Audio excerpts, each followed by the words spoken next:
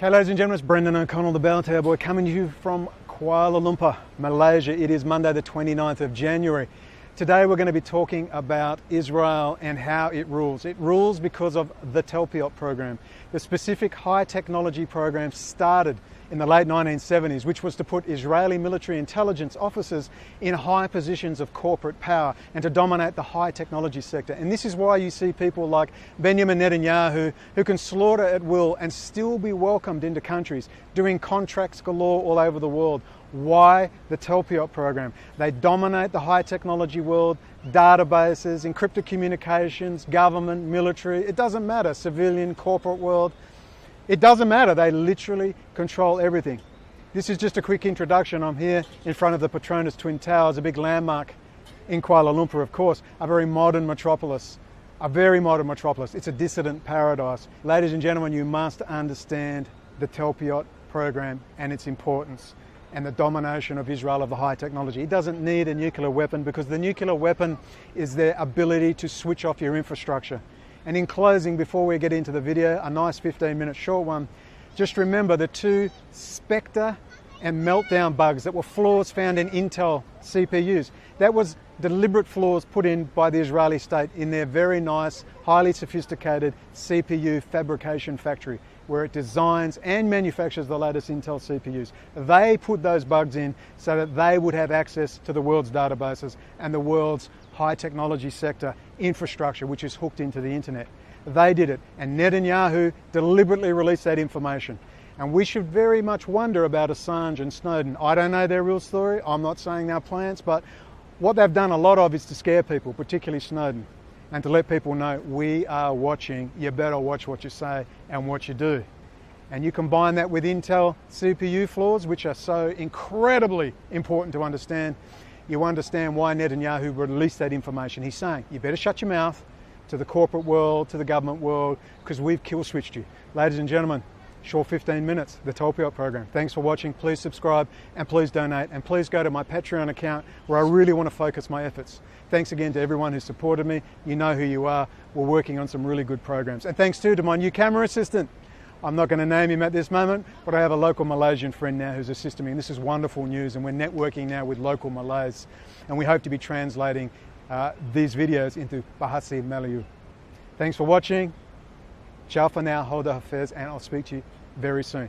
Talpiot Program. Watch, subscribe, donate. Thank you.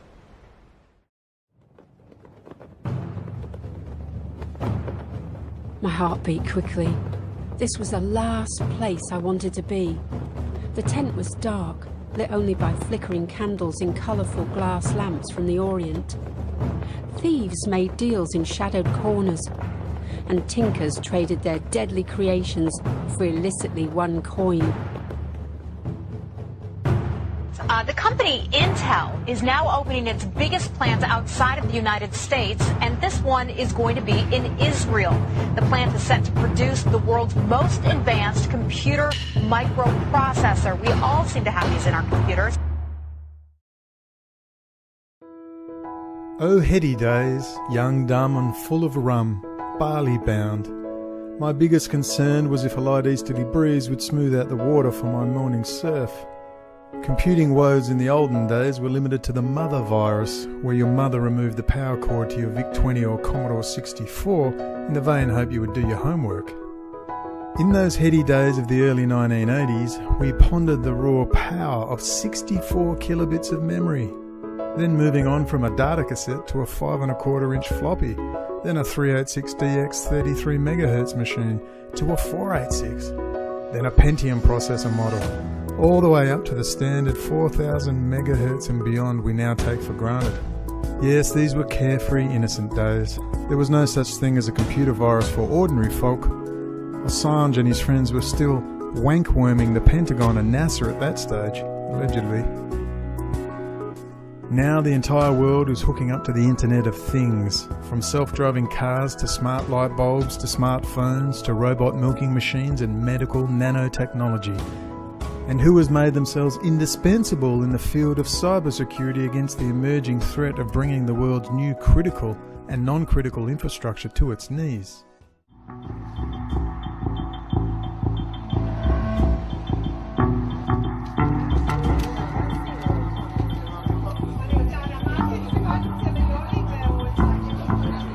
Maybe you can go back and tell me how you three guys got together and came up with this crazy idea.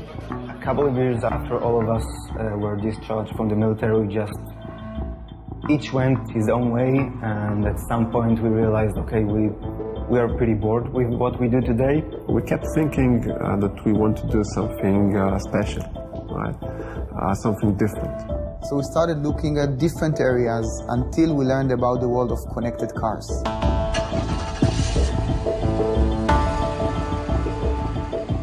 Cars are way more computerized than we realize.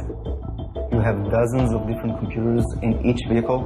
Almost everything you can imagine is somehow controlled by a computer. In the recent years, it became almost a trend to connect vehicles to the internet. And once you take such a complicated machine that has so much software in it and so many computers and you connect it to the internet, you have a serious problem. So how do you guys know how to do all this stuff?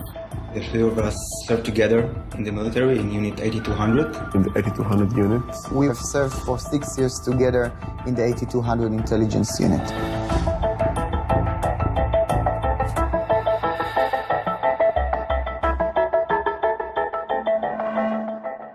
Unit 8200 is the backbone of the Israeli intelligence community, and it's also a hotbed for Israeli high-tech.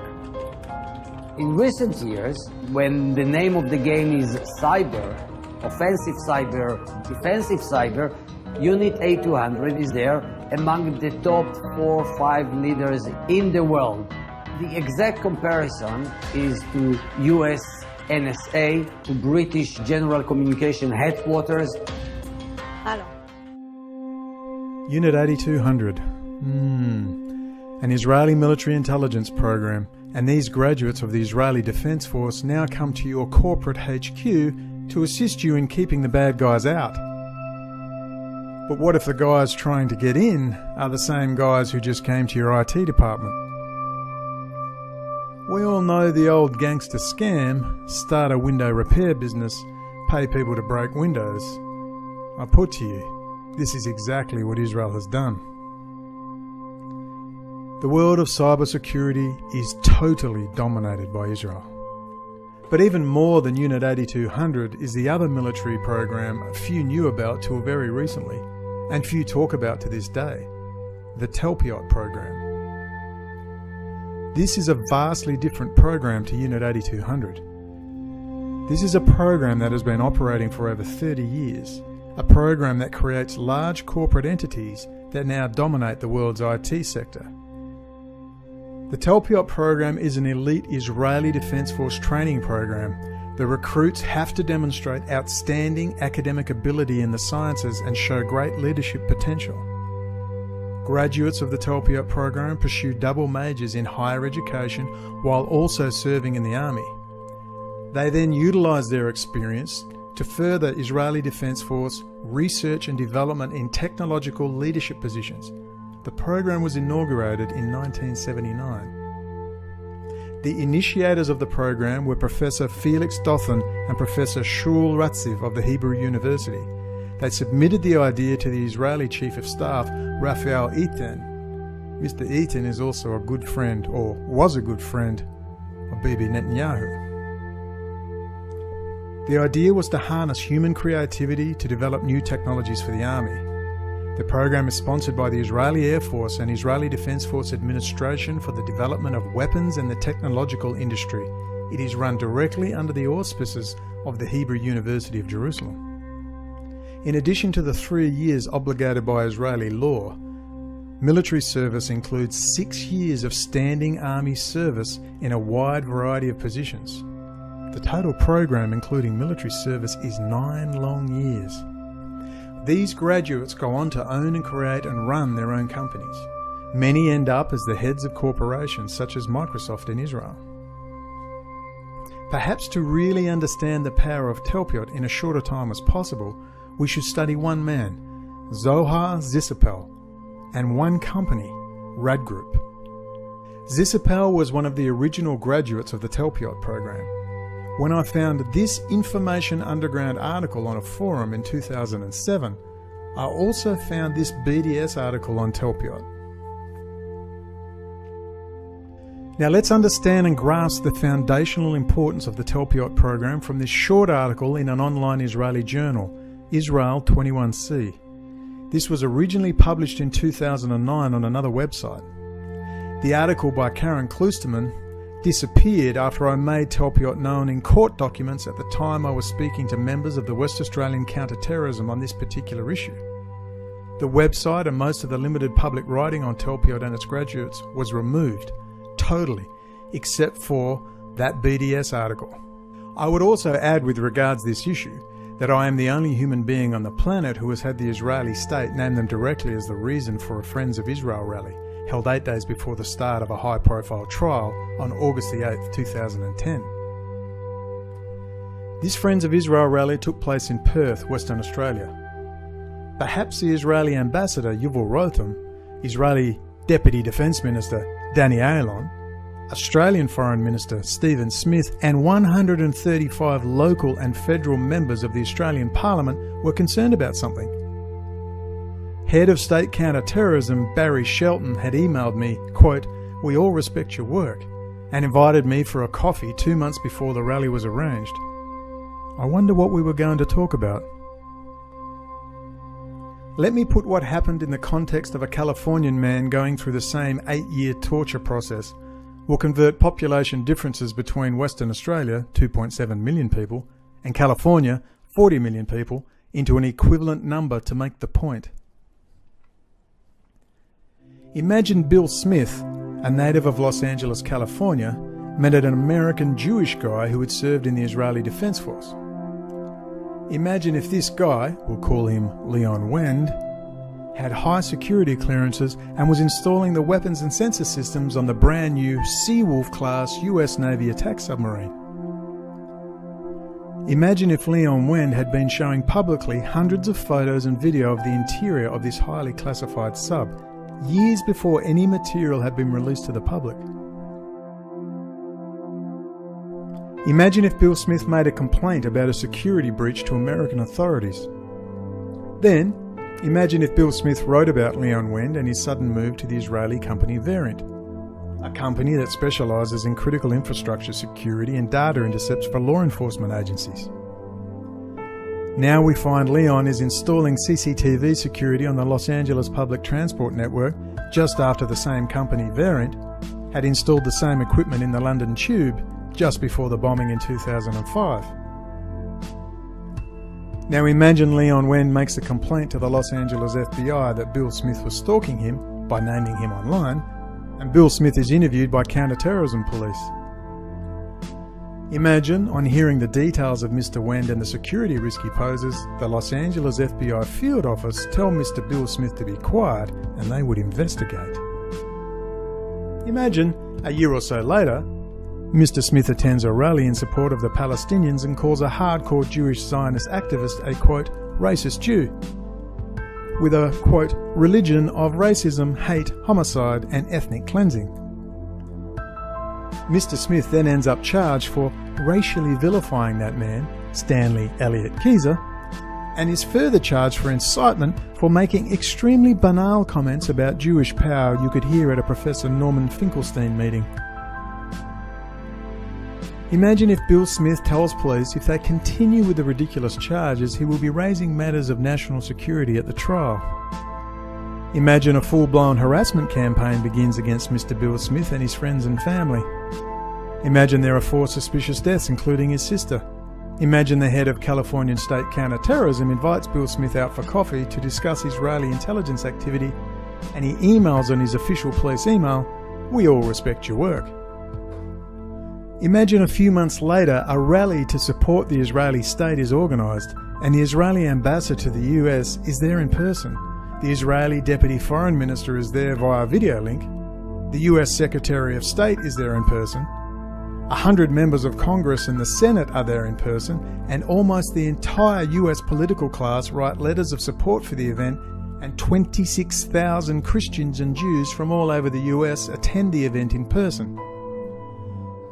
A keynote speaker is the man who brought the hate speech charges against Bill Smith, Stanley Elliott Keyser, And this Friend of Israel rally is reported on by the local Jewish online journal as being directly organised in response to Mr. Bill Smith. Not only is this an obvious attempt to intimidate the state political, judicial and legal class, it is a giant international incident and violation of state-to-state relations. But you'd never know it, because despite reporting the event in the local newspaper and recording footage of the event itself for all to see, no media outlet will touch it. Not even Iran Press TV, even though their senior international correspondent swore black and blue he was waiting on funding for the story. Funding that never came, but they strung me along for 2 long years. Of course, Bill Smith is me, Brendan Lee O'Connell. I hope this little sideline exemplifies the point that understanding the Talpiot Program is the key to understanding Israel's continuing success. Now, getting back to the main game. Here is journalist Karen Kloosterman writing about Zisapel and Red Group. I'm going to read its important sections and make comment along the way. Remember, Red Group is one of hundreds of Israeli high-technology startups, some big, some really big, and some small, but all come together to make Israel a, quote, technology juggernaut. Their words, not mine. Here's the article. I don't like big organisations, says Zohar Zisapel, the co-founder and chairman of Rad Data Communications, one of Israel's most successful group of companies. Rumour has it that one of Israel's most successful entrepreneurs wears sandals and jeans to work and flies economy class. The sandals part is true, he tells Israel 21C, but he no longer flies economy. I did it for many years, says Zisapel, who has earned millions through the 27 high-tech startups he's created with his brother Yehuda in as many years. People told me it was too arrogant. Lauded by entrepreneurs as one of the most successful and prolific high-tech entrepreneurs in Israel or anywhere, especially in the telecom industry, Zisapel humbly says if it weren't them, someone else would have created the technologies developed by Rad and its group of companies. 6 Rad Group companies now listed on NASDAQ include Radvision, Ceragon Networks, Radware, RIT Technologies, Radcom and Silicom. Rad has helped change life as we know it, enabling high-speed wireless communication and secure telephone networks and banking. Today, Rad is a solutions provider for more than 100 telecom operators around the world, including AT&T, British Telecom, Deutsche Telekom, France Telecom, Japan Telecom, and Orange France. It provides communication tools to major players in the banking, commerce, education, finance, government, military, transportation, and utility sectors. We were part of a trend, says Zisapel. We were lucky to be starting in the beginning of the 80s when Israel was still a very socialist country. In the beginning, he admits, it was hard to change the world's image of Israel from a predominantly agricultural exporter to one that has fashioned, at the time, the smallest modem on the planet. When Zisapel went to develop the business abroad, people said, "We're buying oranges, not modems," he recalls. Could life be different without us? I don't think any company can claim that, says Zisapel, not even Google or Microsoft. He gives the comparison of art and applies it to high-tech. There are those who do it first. When you do something first, you'll have others following you. Born in Tel Aviv in 1949, Zisapel's father, an immigrant from Poland, was a shoe salesman. Before becoming the head of the Electronic Research Department of the Ministry of Defense in Tel Aviv, Zisapel had studied at the Technion, the Israel Institute of Technology, for 2 degrees, then went on to Tel Aviv University for an MBA. In 1981, he quit the Ministry of Defense and started Rad from the back offices of Bynet, a company his brother had started. Zohar's first assignment at Rad was to manage the development of the company's first product, a mini modem that would change the computer industry. He and his brother Yehuda were always and still are very much a team in their entrepreneurial activities. In Israel, where everyone and his brother vie to build a high-tech company, Zisapel laughs, because it actually happened. Me and my brother, we are totally different. The fact is, we are compatible because we stayed together for so many years, are together today, and will be together in the future. We have very different strengths and weaknesses. Today, Rad has blossomed into 27 companies. over the 27 years that the brothers have been working together. The group, which employs 3,500 people globally, has been called, quote, the world's most successful incubator of telecom-related startups by Business 2.0 magazine. The idea comes first, then we start looking for people, says Isabel, who usually looks at a pool of Israeli developers or ones in the US who are interested in coming back to Israel for work. We've done 27 companies in 27 years. In good times, in bad times, the rate stays the same, says Isabel, about one a year. Once a year, because we cannot do it faster, he adds. End of article. Did I just read that right? 27 companies in 27 years. Count 'em. That's one Israeli corporate entity. One. Israel now leads the world in high technology of every kind, from CPUs to medical nanotechnology, cybersecurity, encryption technologies, telecommunications, cryptocurrencies, billing services, databases for banking and financial security systems, military high technology systems of every kind, robotics in agriculture, robotics in general, water supply systems, food production and distribution, critical infrastructure security, and the emerging terror of artificial intelligence.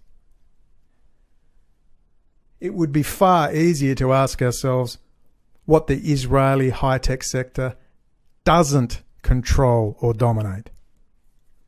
While Detroit and other US cities fall into disrepair, Tel Aviv booms.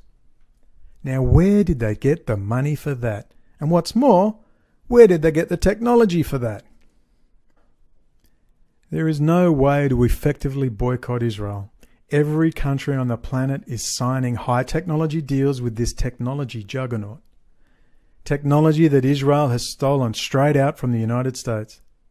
Technology that can switch off any country's critical infrastructure and bring its economy to its knees. Israel does not need nuclear weapons in the classic sense. It has the ultimate nuke. Control of the emerging Internet of Things and the Internet in general. And nothing is safe. From your self-driving car to your electricity grid to your bank accounts to your water supply to your food and food distribution systems, in hacker speak, Israel has you pwned. With Israel's domination of cybersecurity, we also find Zionist-run American companies like IMA Financial Services. Let's explain the multi-dimensional scam, but let's hear from Rob Cohen, head of IMA, first. You know, it's always interesting this time of year when you can reflect and look back. And in many ways, business has been good this year. But if you want to talk about bigger transformational things, the things that I'm most proud of is our investment in technology and data intelligence so that we can change the value proposition for our customers and use information in new and different ways. I think change has always been a constant, but what is changing is technology and data is giving us insight in ways that we didn't have access to information in the past. And we as humans are having a hard time adapting to the speed of the change. Our industry, by nature of the business that we're in, we have access to more data than probably most industries have. IMA insures corporations against cyber attack. They are also intimately involved with Israel and some unusual happenings in Colorado. I'm Eric Singer, Gazette.com, and this is Between the Lines, a 1-2 punch of great economic news for Colorado Springs just this week. First, we've learned, of course, that Frontier is coming back to the Colorado Springs Airport, resuming service. And now we've learned the National Cyber Intelligence Agency is coming here to Colorado Springs. Joining us now to put the center in perspective is Gazette reporter Wayne Heilman. So explain it to us. First, what is the National Cyber Intelligence Agency Center? The National Cyber Intelligence Center includes three elements. There's a rapid response center that's designed to help companies cope with and recover from cyber attacks. There's also an institute that is designed to train public officials and bureaucrats about cyber threats. And then lastly, there's a research center that will delve into cyber threats. How many people will be employed? About 100 people. It'll be located in a building owned by UCCS that now houses the Mortgage Solutions Financial Expo Center. It'll occupy the part of the building that is currently empty, and it will cost about $15 to $20 million to renovate that building. The governor is going to ask the state legislature for about $8 million of state money. They're going to raise the rest from industry and foundations. And this center is also an economic magnet for other businesses, too. The governor believes many businesses will want to locate close to this center and close to the other assets, cyber assets that are located in the Colorado Springs area. There are many military facilities that having to do with cyber, and about 70-some businesses in the cyber arena. Wow. Thanks for putting it all in perspective. And of course, you can read Wayne's full story in the Gazette and on Gazette.com. With Between the Lines, I'm Eric Singer, Gazette.com. Colorado is the former home of American Zionist Jew Daniel Lewin, graduate of the Talpiot Program and founder of Akamai, the company that runs and controls the internet data load, a critical system that keeps the internet functioning. In fact, it's the system. Daniel was also the first man to die on 9/11, allegedly. One of the great mysteries of 9/11 yet to be explained in any meaningful way. Also, with IMA in Colorado, we find Stephen Waldman, member of the oldest synagogue in the US, Congregation Shearith Israel. Now, I found this very interesting. Founded in 1654 by Spanish and Portuguese Jews, they have a nice AIPAC sign at the bottom of their page. I assure you, go and have a dig. There's way more to find there. Denver, Colorado was also the home of Eric Mitisek, former Denver, Colorado Chief Innovation Officer and now manager of an IMA subsidiary called IM Analytics. In this article, Mitisek explains his new role. Here's a quote. Few details were shared about the new IMA venture, but the new business will be part of the insurtech industry, which uses technology to maximize the insurance industry. Mitisek, who starts as president on August the 1st, will be responsible for leveraging vast amounts of information to create better experiences for IMA clients, the company said. America's new cybersecurity command will be going in where? Yeah, you guessed it. Colorado, home of the well-heeled Aspen Israeli firster crowd of Sheldon Adelson, Donald Trump's chief financier and controller. So let's summarize IMA and the massive influx of Israeli startups, graduates of the Talpiot Program and Unit 8200 pouring into Colorado. It's pretty simple. Israel, with Unit 8200 and 100 private corporate graduates of that program like Black Cube, Harvey Weinstein's hackers of choice, whack the corporate military government IT network. Maybe East European or Chinese hackers get the blame. IMA comes along, expresses its sincere condolences for the loss of data, pays the insurance, or you buy insurance off them, and IMA organises the clean-up specialist crew to come into your allegedly secure IT environment to advise and fix the damage. While they're there, they fill the target system with more malware, creating more business and sending more data to Israel. This is part way of how Israel rules. This is how Bibi gets what he wants. Every time. Time is short. Bibi needs a war. He needs a distraction while he gets Greater Israel happening. Maybe Secretary of Defense Jim Mattis can help. He's sure the war on terror is over and the far more profitable and stable Cold War 2.0 can begin.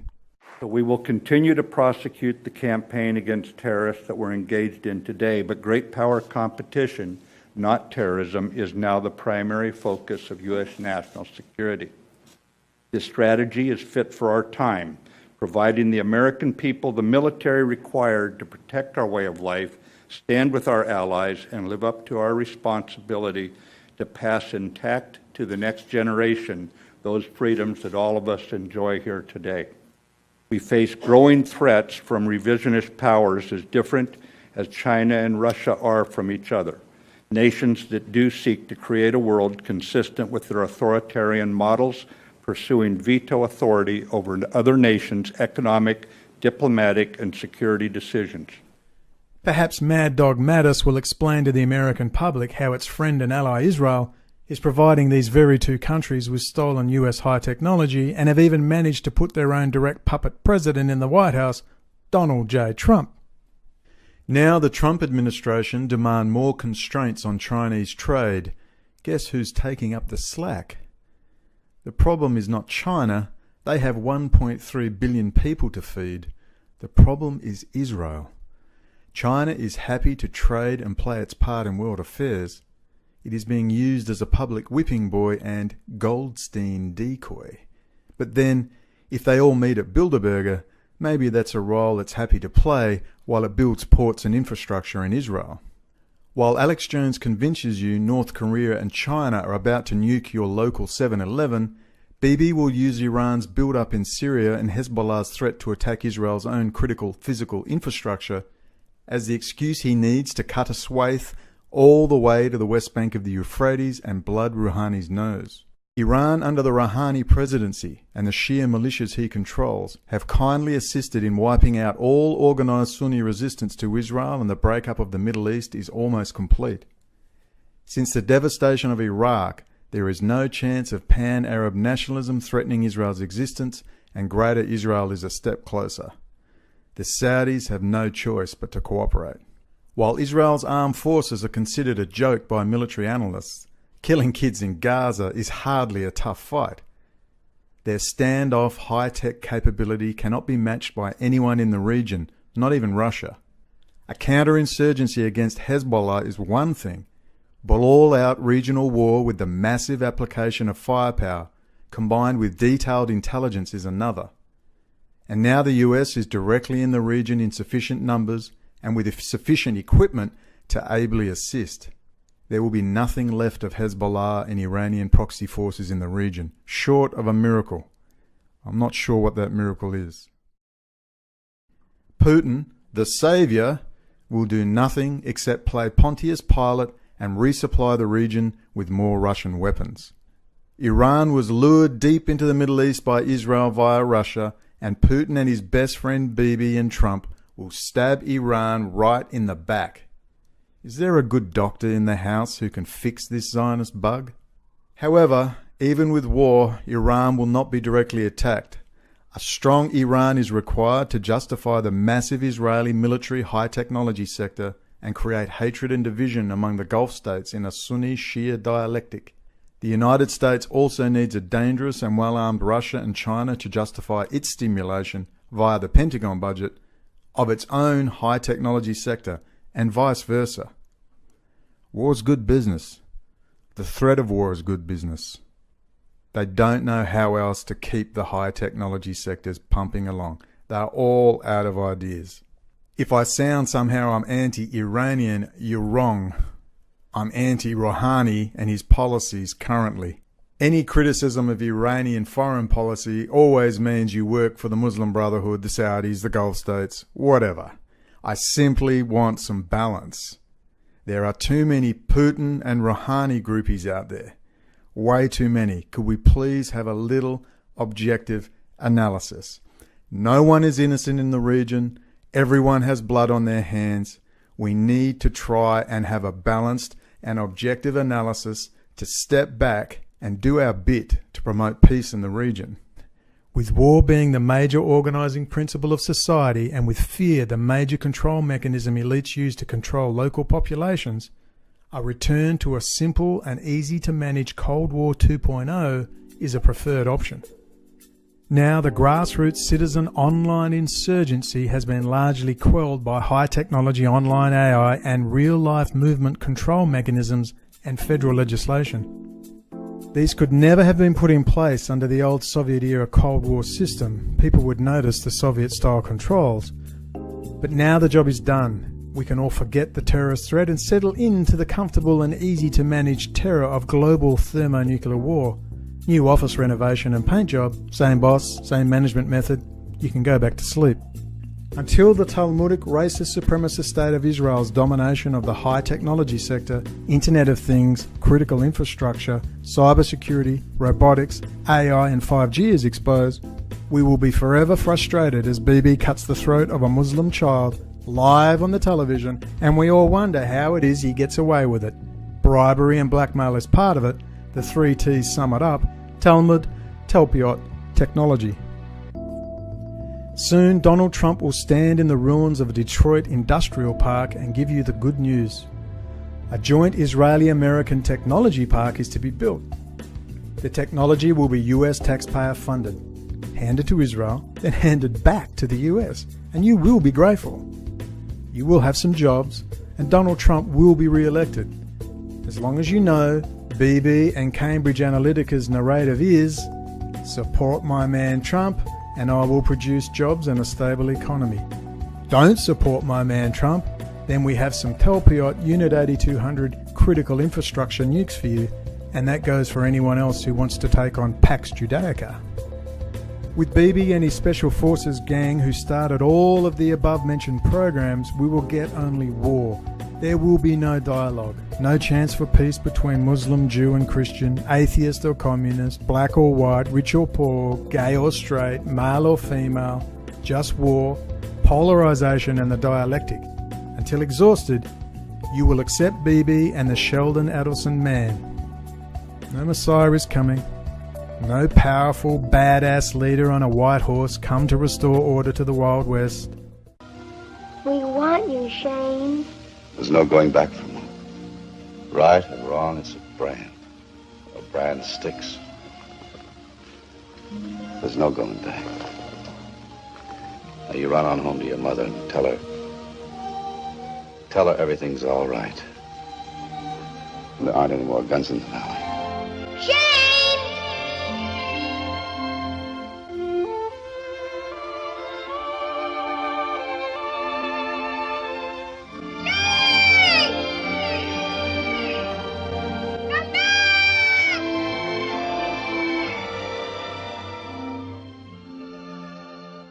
Shane's not coming back, and we're going to have to do it ourselves. Rosa Parks woke up in the morning and refused to get to the back of the bus and change history, and she never even had a smartphone. If not now, when? If not me, who? Here I am at my Muslim Brotherhood $1 million studio. InfoWars regular Joel Skousen is upset I'm upsetting his narrative. Help me and my friends keep upsetting Joel, Alex and Donald.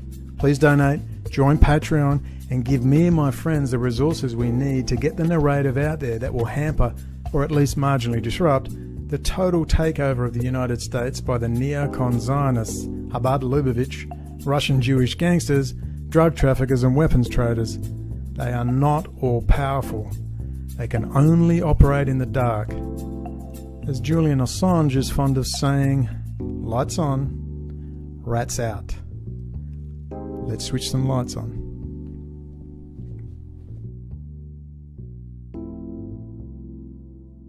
Okay, this is about SAS Campbell Barracks, Leon Wind, Variant.